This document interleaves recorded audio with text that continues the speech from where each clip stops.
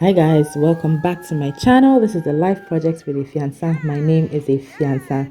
I film about art, culture and design. And yes, I know it's been a long time since I brought you a culture video, but here we are today.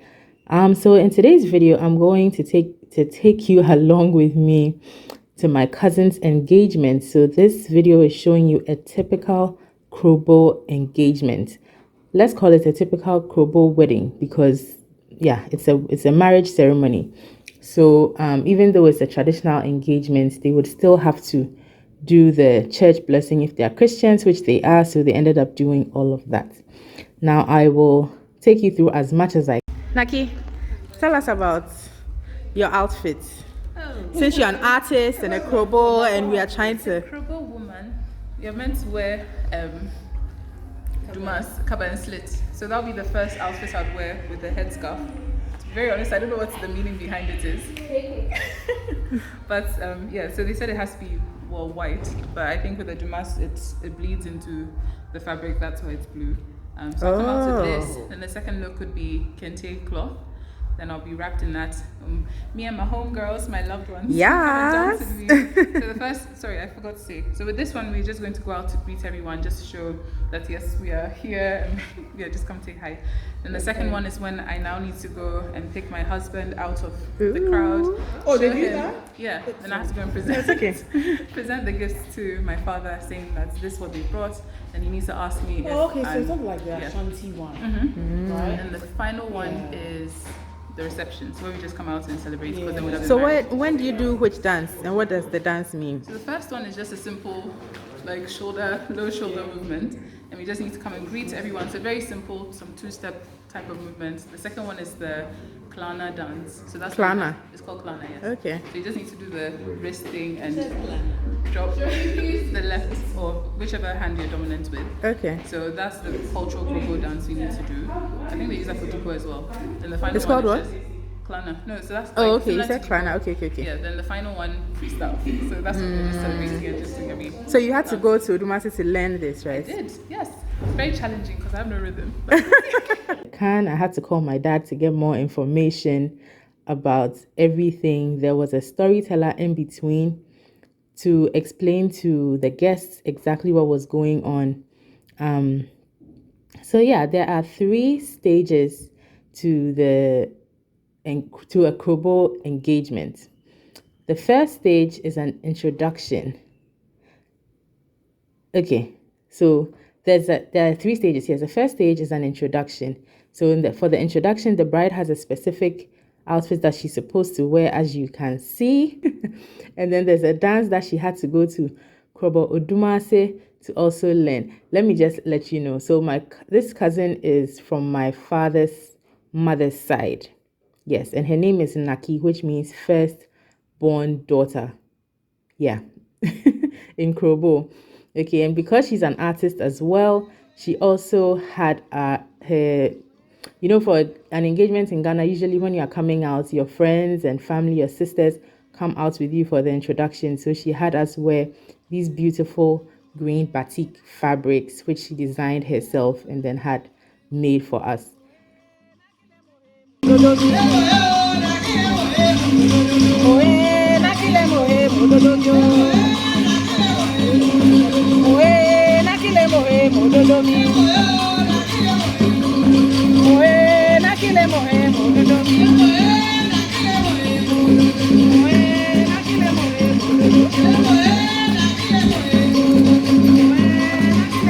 All eyes on Naki. Oish! Oish!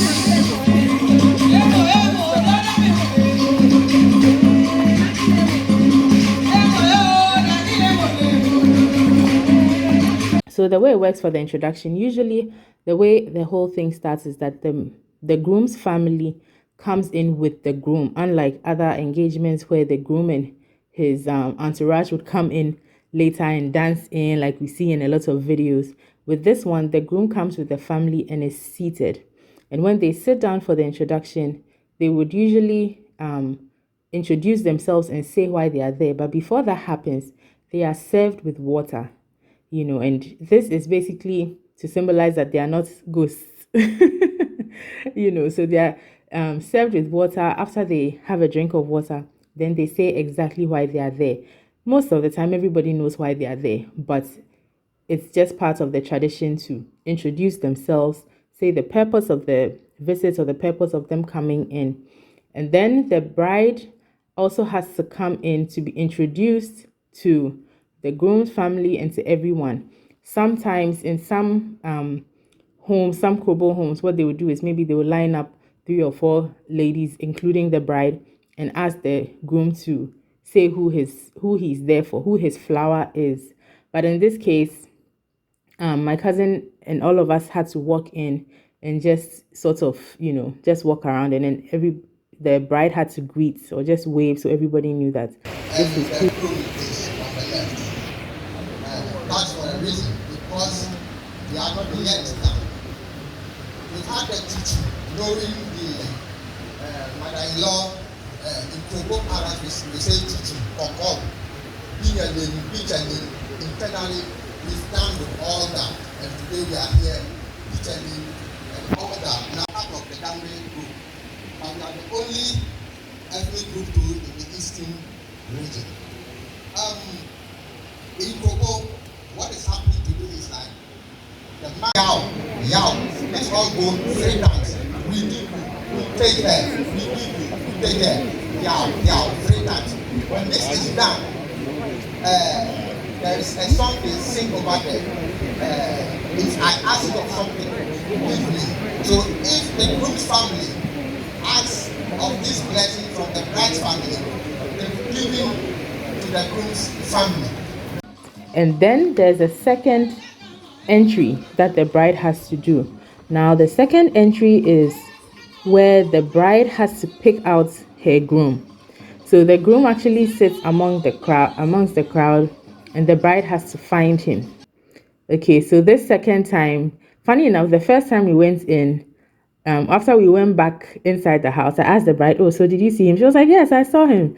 And all my other cousins were saying, "But we didn't see him," and we're like, "Yeah, because that's not your husband." We just joked about that. But yeah, she managed to spot him the first time she went out, obviously. And then the second time around, she was supposed to actually go through the crowd and find who her groom is. So she was able to do that. Obviously, we had to dance into traditional music and to the dances that we had been taught. Okay, so we did that and just greeted everybody. Now, after that introduction was done, she had a beautiful gown that she had to wear. She had to wear a traditional kente. So kente is a woven cloth, a traditional woven cloth that we make here in Ghana. Most cultures make it. I feel like the whole of Ghana uses kente, but different regions weave them differently. So if you see kente from the Ashanti region, most of the time you'd be able to tell. Kente from the northern region, you'd be able to tell. The Voltarians also have a way that they weave them. So every region usually has a way that they weave their kente, but most Ghanaians, I feel like every Ghanaian region uses kente. So she had to wear this beautiful kente, just wrap the kente cloth and wear some beads. So the way it's done in the Krobo culture. I remember when I was really young, my grandma gave me some waist beads and all of, things like that. It's just how the culture is. It's a really beautiful culture. I'll try and get my grand aunt to do a video with me. She's 99. And I would love to do a video with her or with my dad, any one of them who, they have more information, obviously, than I do. So that's for the second entrance. Now, the third entrance is called the Fia. So the Fia is related to a Bible story. It's related to the story of Ruth and Naomi. Ruth was Naomi's daughter-in-law. And after her husband had passed away, Ruth decided to follow Naomi was convincing her to stay and start a life of her own, and she said no, and that Naomi's people will be her people, and your God will be my God. And she was saying this to her mother-in-law Naomi because she had married her son. So this is how the story is related to Fia. You can actually find this story in the book of Ruth. It's only 4 chapters, so it's a quick read, but very, very insightful. So basically the way the Fia works is more of like a transfer of the bride from her family to the groom's family. So unlike other cultures, it's not just two families coming together, but it's the man's family coming for the woman into their family. So quote unquote, she's no longer, she's Krobo, but she's now part of the groom family. So she's not even looked at as a daughter-in-law, she's looked at as a daughter. So yeah, they basically transfer her to the groom's family, and the Fia that is done, it's supposed to symbolize, this is passing coins round. I'll show you at some point, passing coins round between the man's family and then the woman's family. So what this here also means is that all the customs and expectations of the man's family becomes the woman's expectations and customs, right? And if the woman should pass away, it's the man's family that would bury her. Okay, so that's how that works. So that's what the Fia also symbolizes. Now, what the Fia also is that the woman's family will stand at the entrance of their home. Okay, so we had one of our grand aunts sit at the doorway of the house, and then a representative from the man's family sat right opposite her, and they passed around 5 coins underneath each other's legs. And basically that's just to symbolize that my money is your money is my money. And then she asked a few questions.